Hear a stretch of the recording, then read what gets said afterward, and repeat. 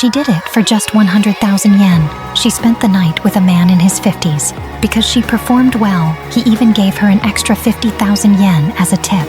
Wally was over the moon, hugging the man and promising to come whenever he called. And me? I watched everything from the shadows, the corner of my mouth curling into a cold smile. A few days earlier, Edison had already found out the person who ruined his life was me. He rushed to confront Wally, but that stupid woman didn't believe him. In her eyes, I was just a harmless, loyal friend, a woman with no tricks, no ambition, someone who would never hurt her. She even scolded Edison, told him never to suspect me again. Edison said nothing, but I knew he wouldn't stop there. Soon, his secretary dropped a shocking secret. Wally's marriage was built on someone else's pain. Her husband, Jihei, once abandoned his first wife for her.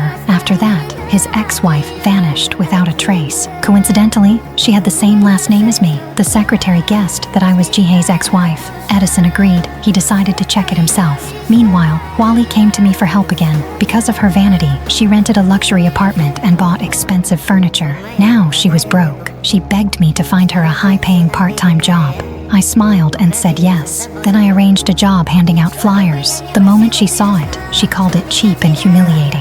But with no other choice, she still went. As soon as she hit the streets, people laughed at her, pushed her, insulted her. She finally snapped, threw the flyers down, and stormed off. Everything was going exactly as I planned. I knew she wouldn't last long, and when she quit, she'd return to her old ways. I was right. Soon she called her old boss at the rental girlfriend agency, asking for some high-end clients. But the boss turned her down, saying her reputation was too damaged. That excuse, it was one I told him to use. With no options left, she started looking for clients online. I watched her every move, knowing her downfall had begun. Soon, she found a client, a greasy man in his 50s. He immediately hinted at spending the night, offering 100,000 yen each time. Wally cursed under her breath, saying she'd never do such a thing.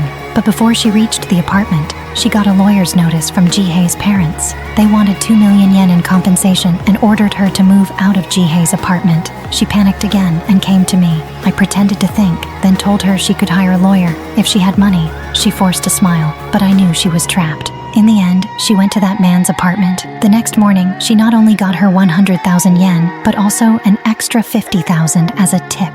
That was the moment she completely fell. And I just waited to see her destroy herself.